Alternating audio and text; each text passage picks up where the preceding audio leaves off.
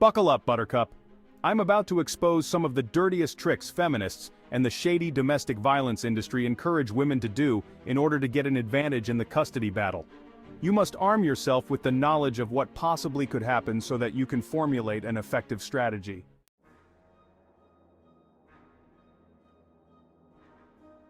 False allegations of rape, assault, or child abuse. The false allegation is one of the biggest tools women have in their arsenal to shift child custody in their favor. While these are often used to force a father out of their marital home, they are often used to gain the upper hand in child custody. Generally, there are two routes a woman could take: the criminal allegation, in which police will show up and arrest you, or through a protection from abuse order, which is civil in nature and has a lower evidentiary threshold. When a woman makes these allegations, it is generally seen as credible. When a father makes the allegations, he is seen as vindictive and abusing the legal process. I worked with a few fathers who have had to deal with this personally, and things got ugly fast. One father's civil rights were violated over several years by the corrupt court system where prosecutors hid evidence of his innocence. Another father went to prison on false allegations of abusing his children. Due to inadequate health care in the prison system, he ended up needing a colostomy bag for the rest of his life.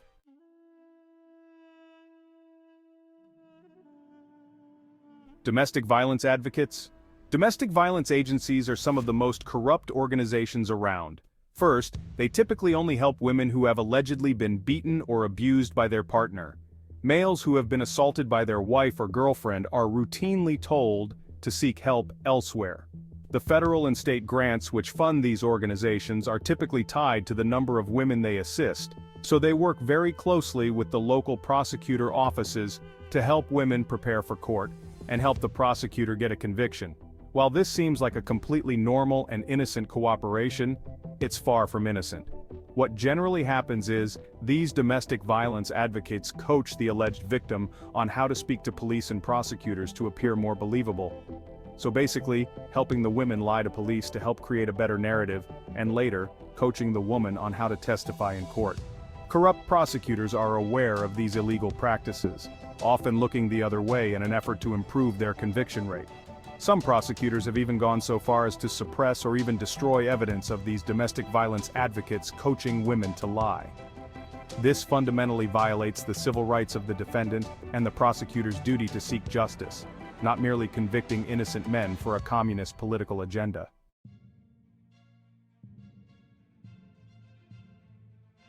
Corrupt guardian ad litems. Guardian ad litems, as I have mentioned in another video, are generally attorneys or social workers who act in an investigatory role to determine child custody as an extension of the local family court system. Often they will try to tell you that they are the attorney for your child, but this is a blatant lie. Even though the parents pay additional fees for the guardian ad litem, which could cost them thousands of dollars, they work directly for the court and report to the judge overseeing the case. What they do is interview both parents and people the parents would like them to speak to, then make both temporary and permanent custody recommendations based on the current situation. Now, not all guardian ad litems are corrupt. I am sure there must be some honest guardian ad litems out there. But here is the issue.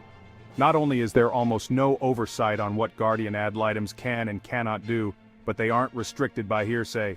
They can collect and use any information that they deem necessary to make a custody determination.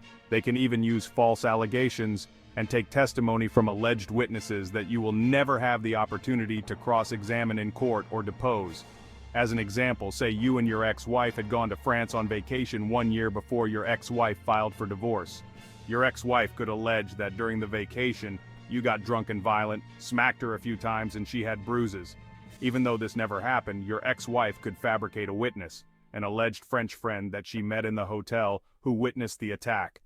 Now, this person doesn't exist, but she could pay someone in France to make the claim, sending an email to the guardian ad litem corroborating the claim.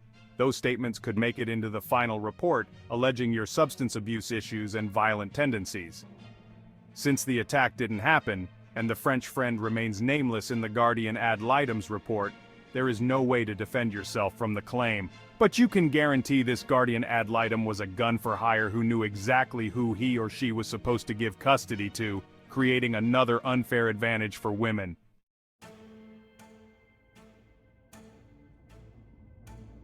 Psych evals. Speaking of guns for hire, did you know there are psychologists out there that only take clients on referral from the court and will only take cash? No credit cards and no insurance. If you have a corrupt guardian ad litem who wants to try to financially break you so you have to give up, they could force you into one of these gun for hire psychologists at $1,500 for the evaluation, give you 2 weeks to do it in, and threaten to file an emergency order taking custody away from you if you don't comply. This actually happened to me during my custody battle. What the guardian ad litem did was give the psychologist a 7-page report of her findings in an effort to sway the psychologist's evaluation before I even met with him.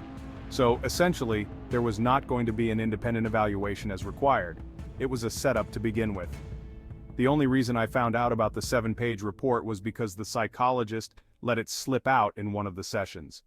After the psychologist issued his bogus report, I brought up the issue to my attorney, who pressed the guardian ad litem for a copy of the report she gave to the psychologist. Word for word, it was the first 7 pages of the psychologist's report. Don't underestimate how corrupt these bastards are. They will stop at nothing to take down a good father for the sake of elevating women.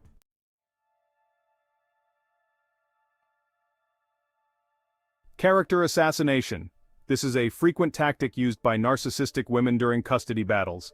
They badmouth you to her friends, your friends and family, trying to gain sympathy for herself as she plays the role of the victim in hopes of taking away some of your allies. Quite often, she will even accuse you of doing the same things she does to you or your children. When you try to tell people it's actually the other way around, unfortunately, the well is already poisoned and it is difficult to convince people otherwise. Once my ex tried to turn our daughter's school against me. She asked me to pick our daughter up from school one day because she was running late, but was actually waiting in a nearby parking lot. A few minutes after I picked our daughter up, she went into the school, acting surprised I had picked her up, and proceeded to tell the principal what a terrible man I was. Me getting chastised in the principal's office only lasted about 5 minutes until I showed him the call history on my cell phone and explained to him how my ex was manipulating him. But this wasn't the last time she pulled stunts like this at school.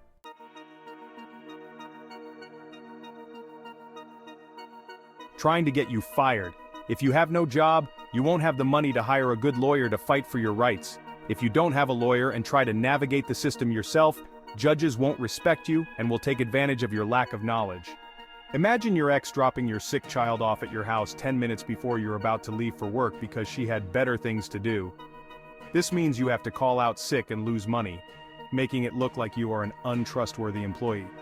The lawyers and the courts really didn't care and initially didn't see me as the fit parent.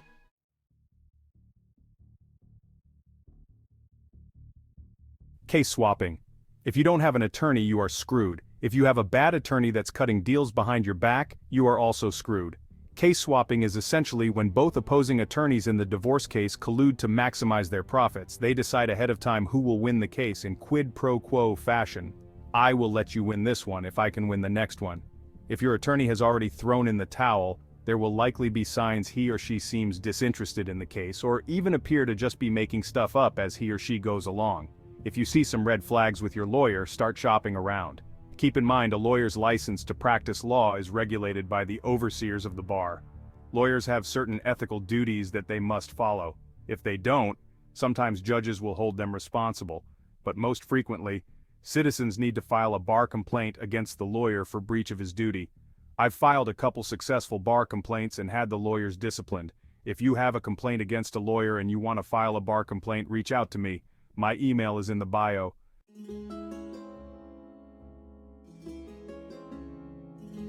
Parental alienation is the process where one parent manipulates the child or children to try to get them to sever their relationship with the other parent.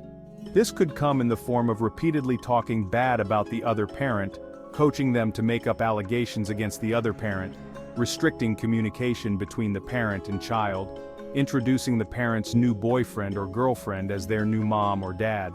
One of the problems you may have to overcome is when your child naturally favors you over your ex. So your ex, her lawyer, and any other third party that's on your ex-wife's side will start accusing you of parental alienation because in their narcissistic mind, it just can't be possible for a child to choose the father. Make sure to have friends and family around when your child is with you so they can testify they have never heard you talk badly about their mother. Also, make sure the kids aren't near you when you do talk badly about the mother, even if she deserves to be called every dirty name in the book.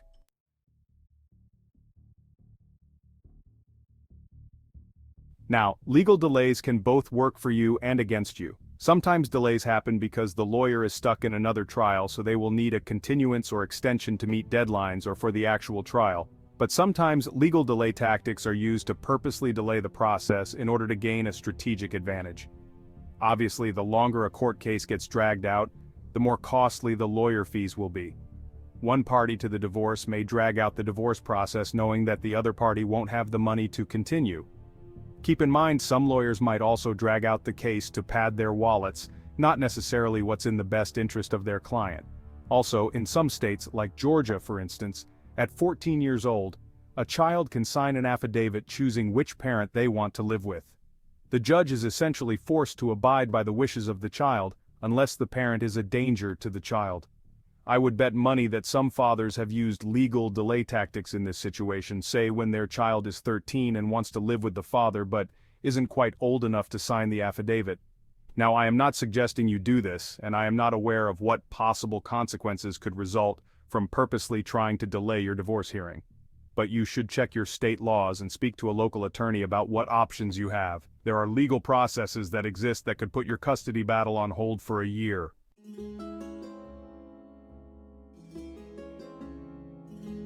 Another dirty little trick that women have learned to use in custody battles are the red flag laws. Essentially what happens is the vindictive spouse petitions the court that you have a gun in the house where the children are, and due to either your mental health or substance abuse problems are a danger to yourself and/or the children. Without a trial where you can defend the allegations, police come to your home, confiscate any guns you have in a proactive attempt to prevent gun violence. Once again, the possibility of a crime is now being used to remove your Second Amendment right to bear arms and have the alleged risk of harm be used to influence who gets custody. In my opinion, this is just another communistic attempt to reduce our civil rights to merely privileges that can be taken away at the drop of a hat.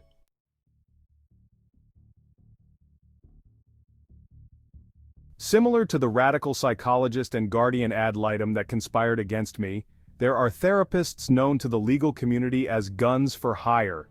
These could be marriage counselors, co-parenting therapists, individual counselors, or counselors that focus on the parent-child dynamic. You see, therapists are responsible for the well-being of their patients. They don't have a duty to others who join their therapy sessions. So, if parent 1 obtains a therapist for themselves and that parent asks the parent 2 to join in a few sessions to work on some issues, the therapist works to protect the parent that hired her, not the other parent that is simply joining a few sessions to work on things. Thus, parent 1 can almost dictate to the therapist to find fault with you and use that in court against you in the custody battle. Courts could also look positively at parent 1's usage of a therapist to better themselves and order the child join in the therapy sessions to improve their relationship. Then, during the session, provide an unauthorized psych eval on the child and blame parent 2 for parental alienation, coaching, and almost whatever else they can throw in without having ever met parent 2. Remember, parent 1 is the client and the therapist has a duty to protect his or her client. In my own personal case, my daughter was court-ordered to have sessions with her mother to work out their issues. But my daughter had other plans. She had no intention to engage in conversations with her abusive mother and was just going to sit there. The therapist, having taken her mother as the client, threatened my daughter with punishment if she didn't interact with her mother during the sessions and tried coaching her to say her mother never abused her. Keep in mind, this was highly unethical and the therapist should have lost her license for this. But I had bigger fish to fry. These dirty tricks are quite scary, but there are ways to overcome them when they do happen. My next video is my own personal story about the strategies I took to level the playing field. If you would, please like, subscribe, and share the content. Also feel free to email me about helping formulate your own strategy.